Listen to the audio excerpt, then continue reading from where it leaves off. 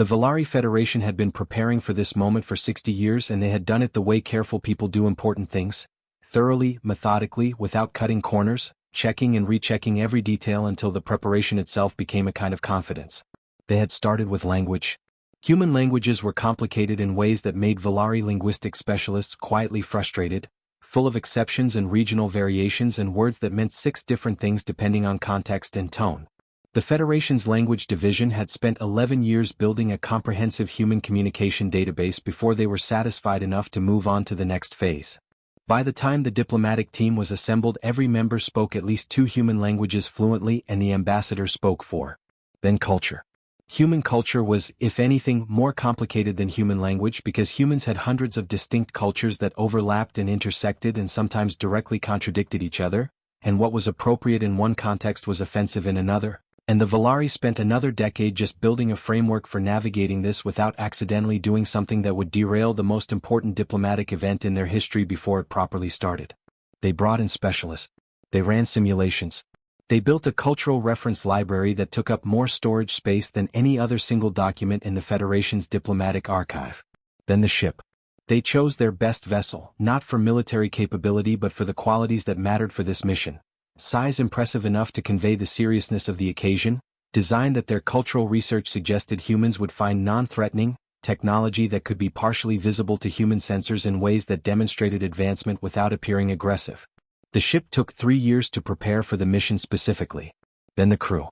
Every single person selected through a process that took 8 months and evaluated not just professional capability but temperament, judgment, and the specific quality of remaining calm when things did not go according to plan. Because the Valari diplomatic team had run enough simulations to know that first contact situations, however carefully prepared, had a tendency to develop unexpected variables. They had prepared for unexpected variables. They had prepared for communication delays and translation errors and the possibility that human governments might not immediately agree on how to respond. They had prepared for the chance that their vessel might be mistaken for something other than what it was.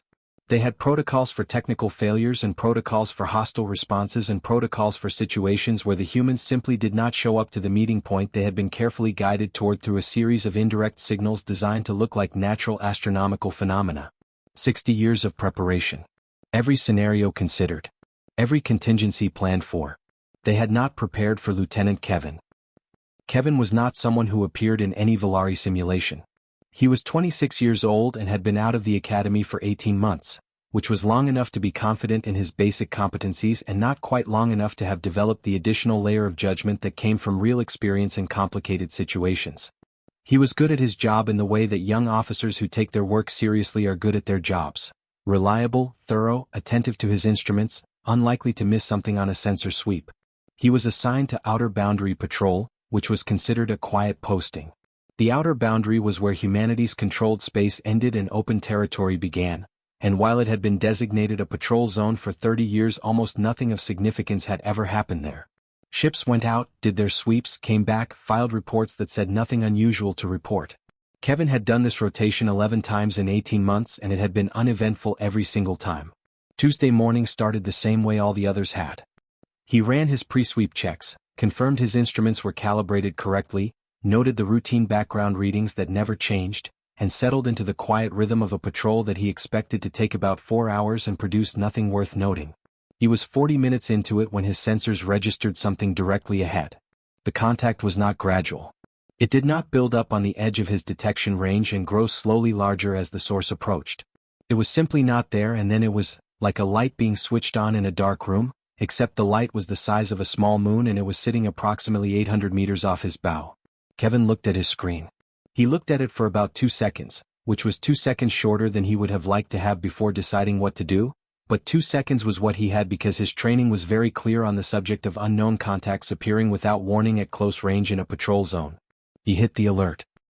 The alert moved through the chain the way alerts were designed to move, fast, with automatic escalation protocols that pulled in the next level of command at each step without waiting for individual decisions to slow things down.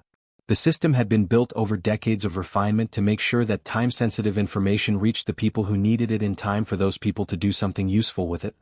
It reached Captain Greg in 4 minutes. Greg was 44 years old and had been commanding patrol vessels for 12 years and had received alerts before, serious ones, and his response to this one was shaped by both his experience and by the specific information in the alert, which included Kevin's sensor readings of the contact. He looked at the readings for approximately 10 seconds. He had never seen readings like these on a contact before. The size of the vessel, the energy signature, the fact that it had appeared with no warning and no detectable approach. None of it matched anything in his operational experience or in the threat catalogs he had spent 12 years becoming familiar with. He looked at the position. 800 meters from one of his patrol ships. He made a decision in about 4 seconds, which was not a reckless amount of time given what he was looking at and what his protocol said about it. He would spend the next 2 years periodically reconsidering those 4 seconds, turning them over in his mind at quiet moments, wondering whether additional time would have changed the outcome or whether the outcome had been decided the moment Kevin's sensors picked up the contact and everything after that was just the chain doing what chains were built to do. He activated the response protocol for an unknown contact at close range in a patrol zone. The protocol was automatic from that point. It did not wait for additional decisions or further confirmation. It sent the signal and the signal went to the preposition response assets that the Outer Boundary Patrol Network had maintained for 30 years and the assets responded the way they had been built and positioned and maintained to respond. Greg watched his screen. Ambassador Dara had been composing her opening statement for the 3rd time that morning. Not because the first 2 versions were bad. They were fine. She was composing it a 3rd time because she was the kind of person who refined things past the point where most people would have stopped. And because this statement was going to be the first thing humanity officially heard from an alien civilization and she wanted it to be exactly right. Not just correct. Exactly right. She had been working on it in various forms for 9 years. She was adjusting a phrase in the 2nd paragraph when her communications officer spoke from across the room. The communications officer's voice was professionally controlled in the specific way that well-trained people control their voices when they are about to say something that their training has not fully prepared them for. Dara looked up from her statement. She looked at her screen. She sat very still for a moment. 60 years of preparation. Every scenario considered. 8 months selecting a crew for their ability to remain calm when things did not go according to plan. None of it had included the scenario currently on her screen, which showed her single diplomatic vessel sitting inside a ring of 12 human warships that had not been there 30 seconds ago. She reached for the communication controls. On another screen, on the other side of the contact, Captain Greg was reaching for the same thing at the same moment. Both of them started talking at the same time. Both of them were saying, in different languages and from opposite directions of the same mistake, the exact same thing. This is not what I intended. The Valari standard greeting display had never failed to communicate its intended meaning in 400 years of use. It had been developed in the early period of Valari expansion, when the Federation was still making first contact with new civilizations on a fairly regular basis, and the need for a clear universal signal of peaceful intent had become obvious after 2 early contact situations had gone badly due to simple misreading of intentions. The display was elegant in the way that solutions to complicated problems sometimes are: simple enough to be immediately readable, distinctive enough to be unmistakable, consistent enough that after 4 centuries of use every spacefaring species in the Federation's sphere of contact recognized it the moment they saw it. The design used specific light frequencies across the hull in a particular sequence that conveyed, in the visual language the Valari had developed for exactly this purpose, something that translated roughly as "we come with open hands." The energy signature it produced was mild, carefully calibrated to register on most known sensor systems as clearly non-aggressive, and the sequence had been tested and refined over generations of diplomatic contact until it was as close to universally readable as anything in the Federation's communication toolkit. Ambassador Dara had activated it hundreds of times in simulation. She activated it now with the practiced ease of someone doing something they had done so many times it had become automatic, the way you reach for a light switch in a familiar room without thinking about where your hand is going. She activated it and turned her attention back to her communication panel to prepare the audio greeting that would follow, because the display was the opening gesture and the spoken greeting was the next step, and she had the timing of the sequence memorized down to the second. She was reaching for the audio panel when her communications officer said her name in a voice that made her stop. Kevin's sensor board lit up 40 seconds after the alien vessel appeared. He was still processing the fact of the vessel itself, still in the middle of that particular brand of cognitive adjustment that happens when something appears in your reality that your experience has given you no framework for, when the secondary alert came through indicating an energy buildup on the hull of the unknown contact. Kevin was not an expert in alien technology. He was 26 years old and had been trained on human systems and human threats and the sensor recognition profiles for equipment that human military and intelligence had cataloged over decades of monitoring the space around their territory. He had studied those profiles carefully because studying them was part of being good at his job, and Kevin took being good at his job seriously. The energy reading coming off the alien hull did not match any profile in his catalog. What it did match, in the pattern matching part of his brain that had been trained to flag certain shapes of information regardless of their source, was the general signature category of a system powering up. Something on that hull was drawing energy and distributing it in a way that his sensors were reading as an active process on an unknown vessel that had appeared without warning at close range. He had approximately 3 seconds to decide how to characterize this in his report. He reported what his sensors showed him, which was the correct thing to do because reporting what your sensors showed you was the foundation of the entire patrol system, and the alternative, deciding not to report something because you weren't sure what it meant, was the kind of judgment call that got people and ships hurt. His report went up the chain. Greg received it 40 seconds after Kevin's first alert. He had been in the middle of pulling up the sensor data on the original contact when the follow-up came through, and he read both pieces of information together, the way you sometimes have to read two things at once when a situation is moving faster than the reporting intervals are designed for. Unknown vessel. No prior warning. No identification. Close range to one of his ships. Now, energy buildup on the hull of that vessel. Unknown type. Active process. Directed outward.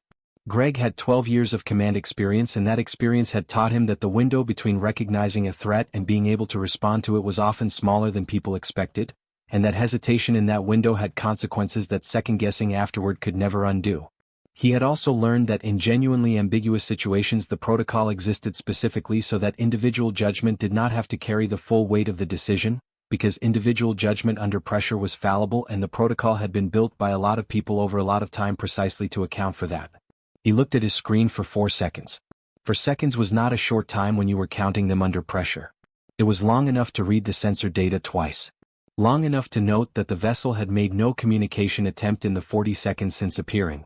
Long enough to observe that the energy buildup on the hull was continuing and not stabilizing. He activated the response protocol for an active threat in a patrol zone. The protocol did the rest. The 12 ships came out of faster than light travel in a ring. Not a loose grouping. Not a rough approximation of a surrounding formation. A ring, precise and deliberate, the product of 30 years of protocol refinement and positioning strategy, and the kind of practice coordination that came from running the same response drill enough times that the execution became automatic.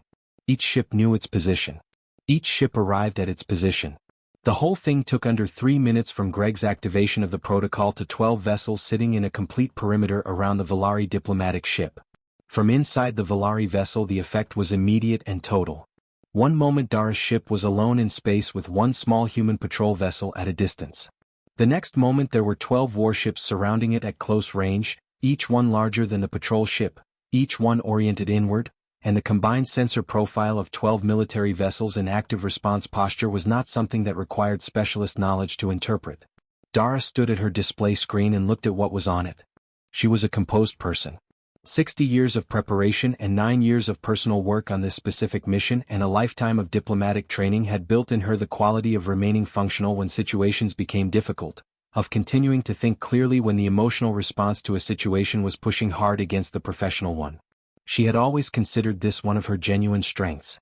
She stood at the screen and looked at 12 warships and felt 60 years of preparation become something that had no application to the situation she was currently in.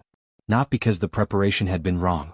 Because the preparation had been for a situation that was related to this one but was not this one, the way a map of a city is related to the city but is not the city, and she was standing in the city now and the map was in her hand and it was not helping. Her communications officer was talking. Her tactical officer was talking. 2 other crew members were talking simultaneously, and the voices were blending into a background noise that Dara was processing at a distance while the front of her mind tried to find the response protocol that applied to this moment. There was no response protocol for this moment. She had protocols for misunderstandings. She had protocols for hostile contacts. She had protocols for technical failures and communication breakdowns and situations where human governments responded slowly or not at all. She did not have a protocol for 12 warships appearing around her vessel in under 3 minutes because nothing in 60 years of Federation preparation had modeled a scenario where the response was that fast. She reached for the communication panel. Greg was reaching for the same thing at the same moment from the other side. He had watched the 12 ships complete their formation on his screen and had spent approximately 2 seconds with the specific feeling of a person who has done the correct thing according to their training and protocol and who is now looking at the result of the correct thing and finding it considerably larger than the situation may have warranted. The alien vessel had not made any aggressive move. It had not attempted to flee. It was sitting inside the ring of his ships and it was not doing anything that looked like what a vessel preparing for a hostile action looked like. The energy reading on its hull had actually decreased since the ships arrived. Greg noted this with the part of his brain that was still running professional assessment alongside everything else and filed it as significant. The buildup had stopped when the response appeared, not escalated. That was not what a weapon system did. He reached for communications. Both of them started talking at the same time. Dara's voice came through in English, clear and perfectly accented, because 9 years of personal preparation included speaking the language fluently, and what she said was, "This is not a threat, we are here in peace, please do not fire, this is a diplomatic vessel." Greg's voice went out simultaneously and what he said was, "Unknown vessel, please identify yourself, we are not hostile, please confirm your intentions, no one is going to fire." Both of them heard the other speaking at the same moment. Both of them stopped. There was a silence of about 3 seconds that neither of them filled because both of them were processing the same realization from opposite sides of the same mistake. That the other party was also trying to communicate peaceful intentions, that the situation had developed from a series of correct actions taken by people following their training, and that nobody on either side of this had meant for any of it to happen. Dara looked at her screen. 12 human warships, close range, precise formation. Greg looked at his. 1 diplomatic vessel, no weapons active, waiting. They started again more carefully this time, one at a time. And somewhere between those first simultaneous transmissions and the slower, more careful conversation that followed, the most unplanned first contact in human history quietly shifted from a catastrophe in progress to something that might, if both sides kept their heads, eventually become something else entirely. Kevin, on his patrol ship at the edge of the formation, was still looking at his sensor board and thinking about the sequence of events that his Tuesday morning sensor sweep had set in motion and trying to calculate at what point exactly he had stopped being a 26-year-old running a routine patrol and become something that he did not yet have a word for. He did not have a word for it yet. History would eventually provide several. The emergency session was called for the following morning, and by the time it started the chamber was fuller than most emergency sessions managed to be. That itself said something. Emergency sessions called on short notice typically drew partial attendance because the Galactic Council's member civilizations were spread across enough distance that short notice meant some delegations simply could not get their senior representatives to the chamber in time. They sent junior staff or filed written positions or requested the record for review. It was normal and accepted and nobody took it as a sign of disrespect. This session drew nearly full attendance. Word had moved through diplomatic channels with unusual speed in the hours since the incident, the way word moved when something happened that was genuinely new rather than a variation on things that had happened before. Not all of the delegations present had complete information. Most had fragments, pieces of the story that had reached them through different channels at different times, and the pieces did not always fit together cleanly. But the core of it had gotten through everywhere. A Valari diplomatic vessel had been surrounded by 12 human warships during what was supposed to be a peaceful first contact approach, and the 12 warships had appeared in under 3 minutes. That last detail was the one that kept appearing in the pre-session conversations happening in the corridors and the side rooms and the quiet corners of the building where delegates gathered before formal proceedings began. People were doing the math on it and the math kept producing the same result and the result kept prompting the same follow-up question, which nobody was quite asking out loud yet but which was present in every conversation like a word that everyone was carefully talking around. Walt arrived early and sat in his usual seat and drank bad coffee from the chamber service station and watched the room fill up. He had been in galactic politics for 40 years. He had sat in this chamber for more sessions than he could count across more crises than he particularly wanted to remember, and he had developed over those 40 years a reasonably accurate sense of when a session was going to matter and when it was going to produce a lot of words that ultimately changed nothing. The pre-session energy in a chamber told you a lot if you knew how to read it. Today's energy was a particular kind. Not the hot, urgent energy of a room preparing to act, but the more complicated energy of a room that was not sure what to do with something and was hoping the formal proceedings would help it figure out. Walt finished his coffee and waited for it to start. The Valari representative's name was Cass, and she was good at her job in the way that people who have been doing a difficult job for a long time become good at it. Not flashy, not theatrical, but precise and thorough and very clear. She presented the incident in careful order. The 60 years of preparation. The selection of the vessel and the crew and the ambassador. The decision to approach human space using the standard Federation protocols for first contact with a pre-contact civilization. The activation of the standard greeting display. The appearance of 12 warships. She was professional throughout. She did not editorialize heavily. She presented the facts and let the facts carry the weight, which they did, because the facts were genuinely concerning when laid out in sequence. A Federation diplomatic vessel, on a peaceful mission that had been 60 years in the preparation, had been surrounded by a military formation at close range during the opening seconds of what was supposed to be a historic and carefully managed first contact event. She said the Federation was not calling this a hostile act. She said the Federation understood that misunderstandings happened in first contact situations and that the Federation's own history included contact events that had gone wrong in various ways before both sides found their footing. She said the Federation was prepared to continue toward a proper first contact with humanity and hoped that the Council would help establish a framework for doing so safely. Then she said that the Federation would like the Council to formally address the circumstances of what had happened, specifically the question of why a routine patrol lieutenant's alert had resulted in 12 warships appearing in 3 minutes, and what assurances could be provided that a similar escalation would not occur during future contact attempts. She sat down. The chamber did what chambers did after a well-presented statement. It erupted, in the measured organized way that the Council's speaking protocols managed, into a queue of delegates wanting to respond. The first 3 speakers were variations on the same theme. A delegate from the Prelian system spoke about the importance of established first contact protocols and the Federation's right to expect those protocols to be respected. A delegate from the Chorus spoke about the responsibility of emerging spacefaring civilizations to operate within the norms of the galactic community. A third delegate, whose civilization had a complicated history with humanity that Walt was aware of, spoke with somewhat more heat about the pattern of human unilateral action and the need for formal accountability mechanisms. Each of them used the word sanctions at least once. One delegate, from a small but vocal civilization on the Outer Council membership, used the phrase military response in a tone that suggested he had thought about it more than once before saying it out loud. Walt sat through all of it with the patient tiredness that 40 years of sitting through council sessions produced. He was not dismissing what was being said. The Volari had a legitimate grievance and the council had a legitimate role in addressing it. He understood this and agreed with it on the basic level. What he disagreed with was the order of operations.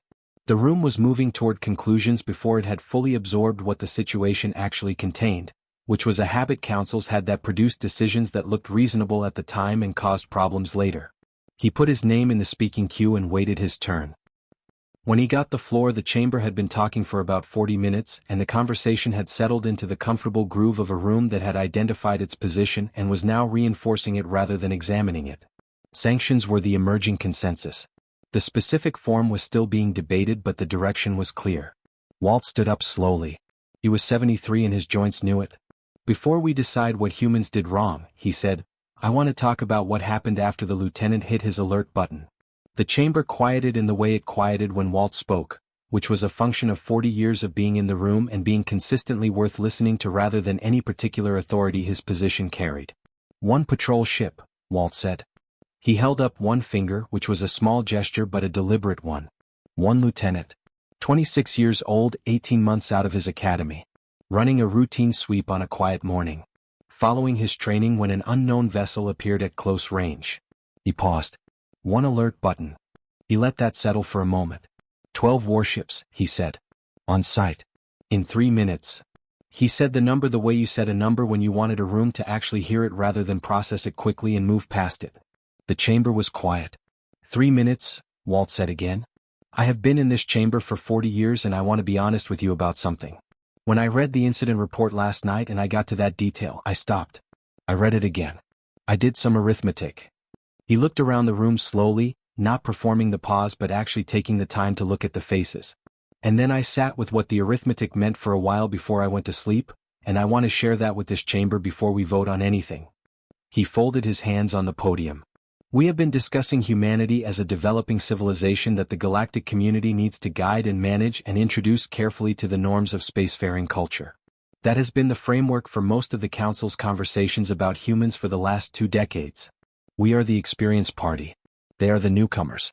We set the standards and they learn to meet them. He paused. I want to suggest that this framework may be causing us to look at this incident in a way that is not fully accurate. The chamber was very still. 12 warships in 3 minutes was not the full human response, Walt said. It was the automatic response of one section of one patrol network. One lieutenant hit one alert and one protocol activated and 12 ships appeared. He looked around the room. This chamber should be asking what the rest of the network looks like. This chamber should be asking what sits behind the patrol network. This chamber should be asking those questions before it decides that the appropriate response to this incident is to issue sanctions to the civilization that just demonstrated it can put 12 warships on a contact point in 180 seconds from a standing start.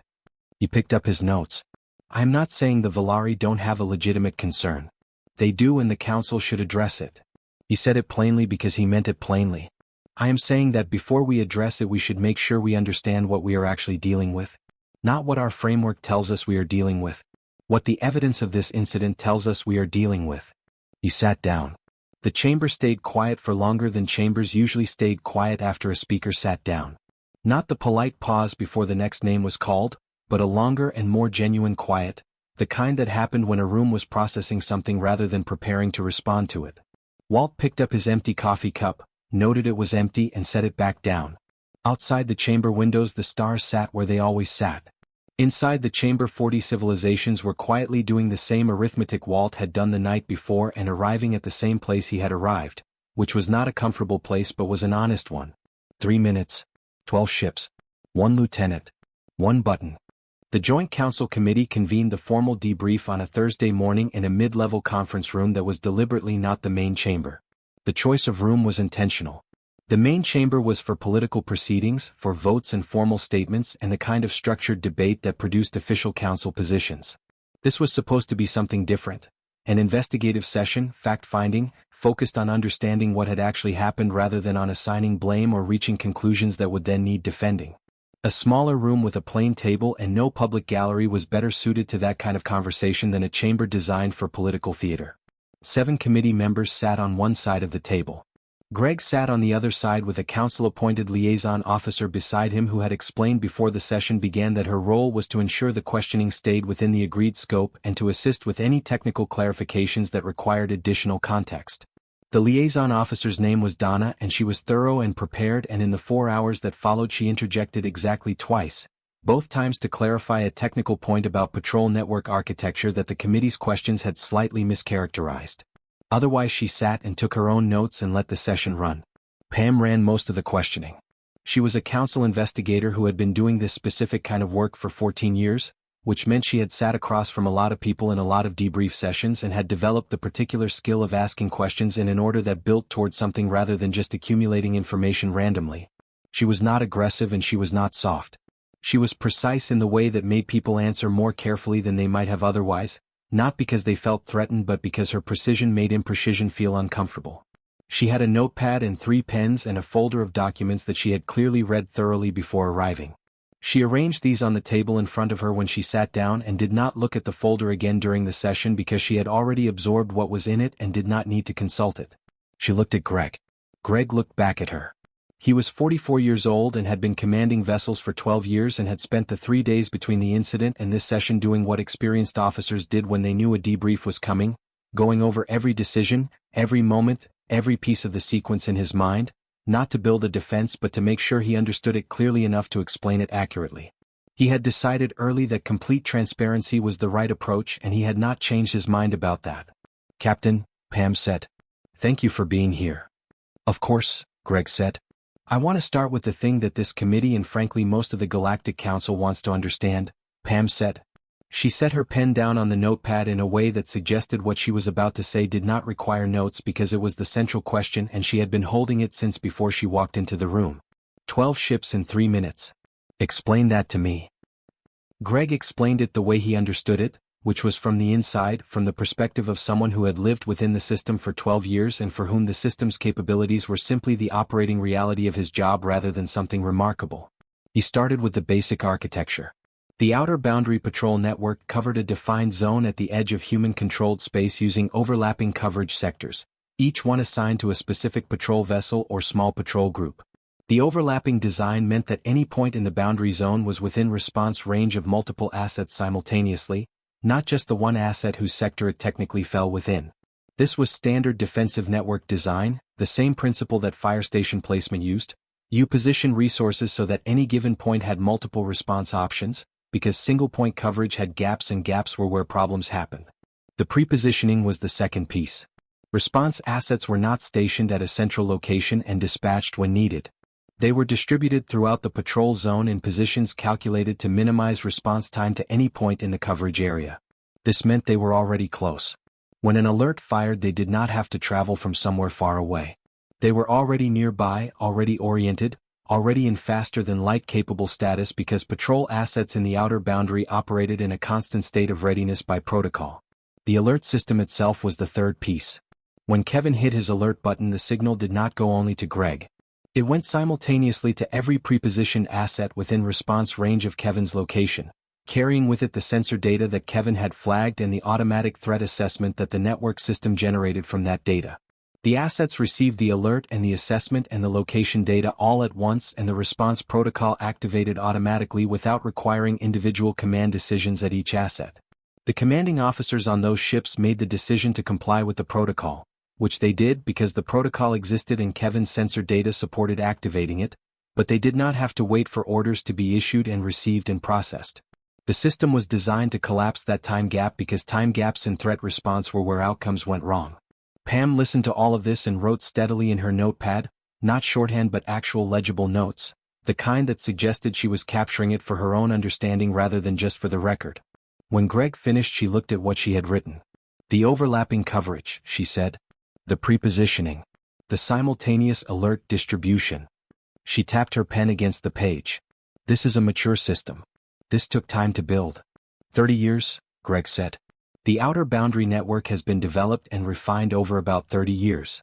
The current configuration reflects a lot of iteration based on response time analysis and coverage gap identification. 30 years, Pam said. She wrote it down. Then she looked up. How large is the network? Total coverage. Total assets. Greg told her. Pam stopped writing. It was a small thing, the kind of small thing that you might not notice if you were not paying attention, but the committee members on either side of her noticed it because they were paying attention and because Pam stopping mid-note was not something that happened in her sessions. She looked at the number Greg had given her. Then she looked at Greg. Then she looked at the number again, which she had written at the top of the current page of her notepad and which was sitting there in her own handwriting looking back at her with the flat neutrality of a number that did not care what it implied, only what it was. That is the patrol network, she said. Her voice was careful in the specific way of someone who wanted to make sure they were characterizing something correctly before they continued. The outer boundary patrol. That is what we are talking about. Yes, Greg said. Not total human military capacity. No, Greg said. The patrol network is a dedicated outer boundary function. It operates separately from the strategic reserve and from the various territorial defense configurations within human space. Pam looked at him. The strategic reserve, she said. Yes. What is the strategic reserve? Greg told her that number too. Pam set her pen down on the table. Not in the deliberate way she had set it down at the start of the session to signal that the central question was coming. This time she set it down the way you set something down when your hands want to do something and there is nothing useful for them to do. She looked at the pen for a moment and then looked at Greg with the expression of someone who had walked into a room expecting to find a certain amount of furniture and had found considerably more than the room appeared from the outside to be able to contain. The committee members on either side of her were very still. Donna, the liaison officer, was writing something in her own notepad with the focused attention of someone who was concentrating very hard on the writing specifically so that her face did not have to do anything else right now. The silence lasted about 6 seconds, which in a formal debrief session was a noticeable amount of time. Pam picked up her pen again.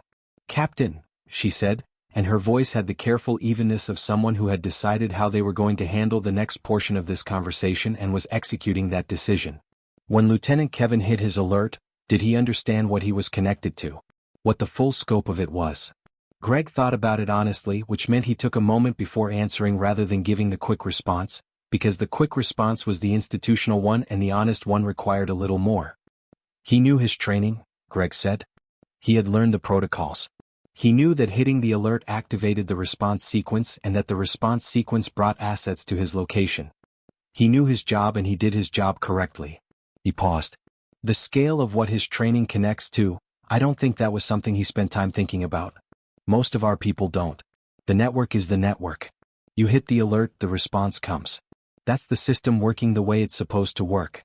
The size of the system behind the response is not something that you're standing there calculating when an unknown vessel appears at close range in front of you. Pam looked at her pen on the table for a moment. No, she said quietly. I imagine it isn't.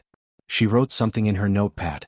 The committee sat with the session for another 3 hours after that and covered a great deal of additional ground about protocols and training and the specific sequence of decisions that Tuesday morning had produced.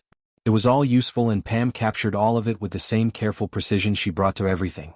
But the thing that stayed with everyone in the room, the thing that each of them carried out of that conference room at the end of 4 hours and thought about on the way home, was the moment when Pam set her pen down and looked at a number that Greg had given her in the same flat honest tone he used for everything else. A number that was just the patrol network. Not the rest of it. Just the part that one 26-year-old lieutenant's alert button was connected to on a quiet Tuesday morning when he was running a routine sweep and a diplomatic vessel appeared without warning and he did what his training told him to do. Earth's apology came 6 days after the incident.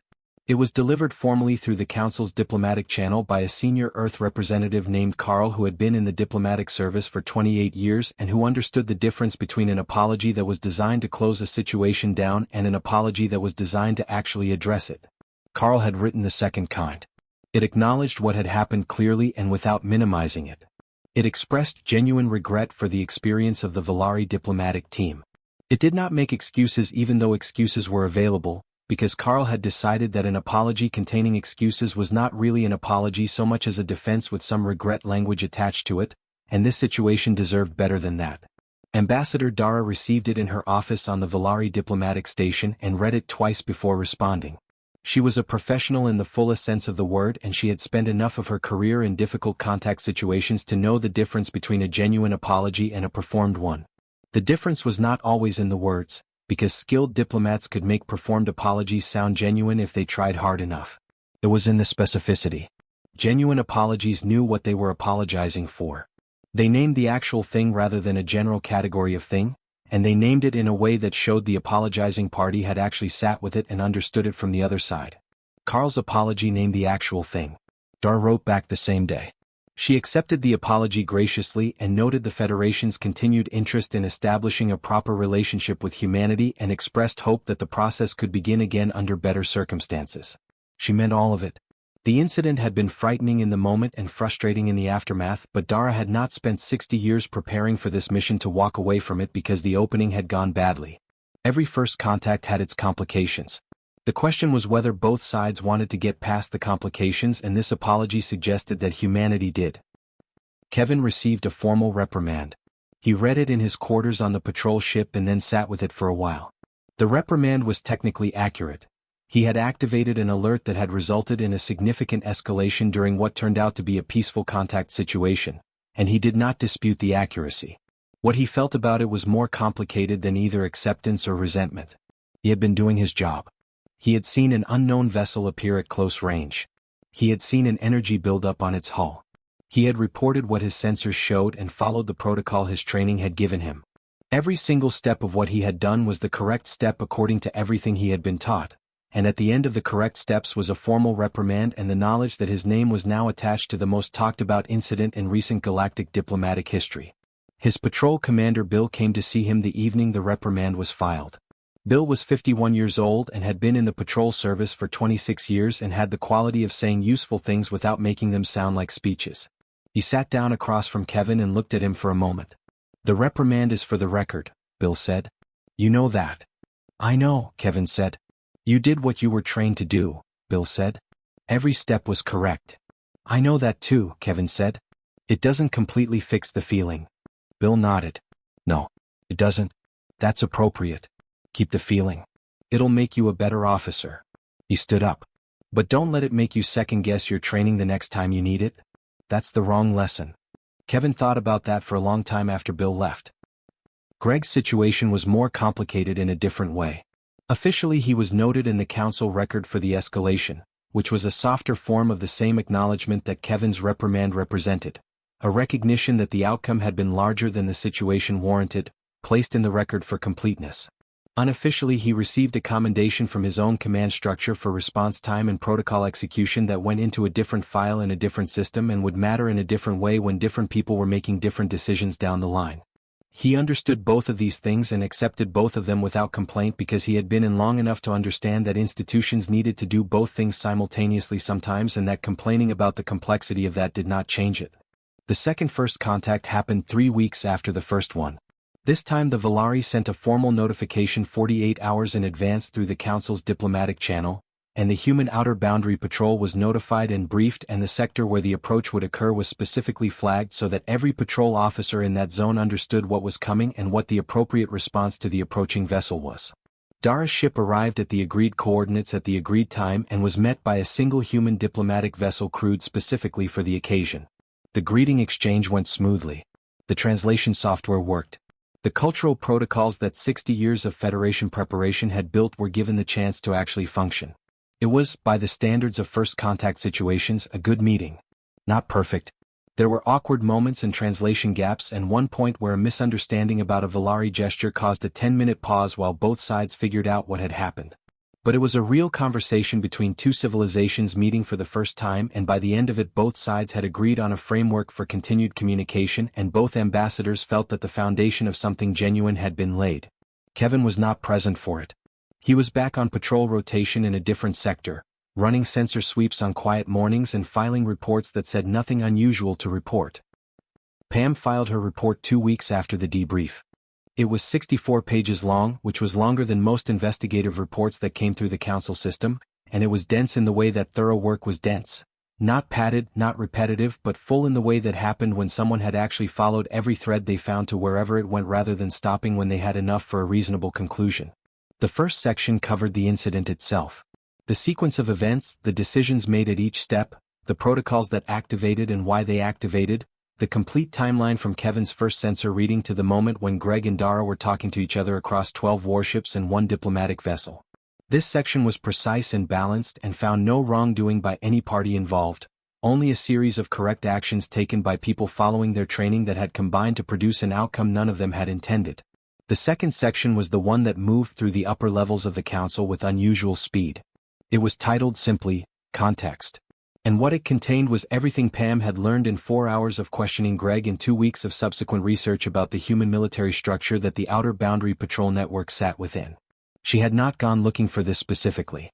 She had gone looking for a complete understanding of why 12 ships had appeared in 3 minutes, and the honest answer to that question turned out to require understanding not just the patrol network but everything the patrol network was connected to, which required understanding the strategic reserve structure, which required understanding the territorial defense configurations inside human space, which required pulling data that the Council's own research office had not previously compiled. In one place because nobody had previously asked the question in a way that required compiling it in one place. By the time Pam had assembled the complete picture, she sat with it for 2 days before she started writing, which was unusual for her. She was a writer who typically started drafting early and revised as she went. The 2 days of sitting were not writer's block. They were the time she needed to be sure she was presenting what the data actually showed rather than what the accumulation of it had made her feel, because the two things were related but not identical, and a council investigative report needed to be the first one. The report moved fast when it was filed. People who read it sent it to other people. Those people sent it further. Within a week it had reached levels of the council structure that most investigative reports never touched, because most investigative reports were about specific incidents with specific lessons. And this one had started as that and become something larger. Walt read it twice. He read it the first time straight through, the way he read everything important without stopping to react, just absorbing. Then he made coffee, which took 4 minutes, and then he read it again more slowly, stopping at certain sections and going back to earlier sections and occasionally just sitting with a page without reading it, looking out his office window at the city below. June found him an hour after he had finished the second reading, still sitting at his desk with the report closed in front of him and a coffee cup that had gone cold beside it. She had worked with Walt for 11 years and she knew his moods in the practiced way of someone who had spent a long time in close professional proximity to one person. She knew the difference between him processing something difficult and him processing something that was changing his understanding of something larger, and this was the second one. "Bad news?" she asked. Walt looked up. He considered the question honestly for a moment.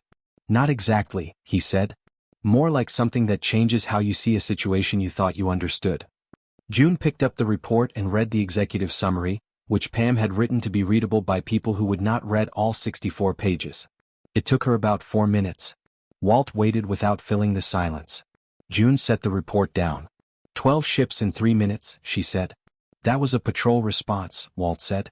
Automatic. 1 lieutenant following standard procedure. 1 button connecting to 1 network. He tapped the last page of the report. For 2 decades this council has been operating from a framework where humanity is the newcomer we are introducing to the galactic community. We guide the process. We set the pace. We manage the integration carefully because that is what experienced galactic community members do with developing civilizations. And, June said. And while we were designing the introduction, Walt said, they built something that 12 ships in 3 minutes is just the visible edge of. The front corner of something considerably larger that the rest of this report describes in detail that I recommend you read when you have an hour. He closed the report and pushed it slightly to one side. We were not watching them become part of the galactic community. They already were. They had already done the work. They just had not sent out the announcement. June looked out the window for a moment. The city went about its ordinary business below, indifferent to the conversation happening above it. What do we do with that, she said. Walt stood up and reached for his jacket, which meant he was going somewhere and the conversation was moving toward its conclusion. We stopped thinking of ourselves as the experienced guides introducing a newcomer, he said, putting the jacket on with the slightly careful movements of a 73-year-old man whose shoulders had opinions about jackets in cold weather. And we start thinking seriously about what it means to have neighbors who respond to 1 young lieutenant's alert with 12 warships in 3 minutes, and who have the capacity that Pam's report describes sitting behind that response, and who have had all of that for long enough that it is mature and refined and operates automatically without requiring anyone to make a special decision. He picked up his own copy of the report. And we make absolutely certain, he said, walking toward the door, that we conduct ourselves in a way that gives them no reason to feel the need to call the rest of it. He left. The door closed with the quiet sound of a well-fitted door in a well-maintained building. June stood in the office alone with the report on the desk and Walt's cold coffee beside it and the city moving below the window and the stars somewhere above the city doing what stars did, which was exist with complete indifference to the conversations of the civilizations that looked up at them. She picked up the report and started reading from the beginning. Outside and above and in every direction the galaxy continued its ordinary business, which included somewhere a young lieutenant on a quiet patrol rotation filing a report that said nothing unusual to report, connected without knowing it to something considerably larger than his Tuesday morning, which was exactly how the system had been built to work. The galaxy had learned something real. The question that remained was the one that always remained after learning something real. What you did with it next.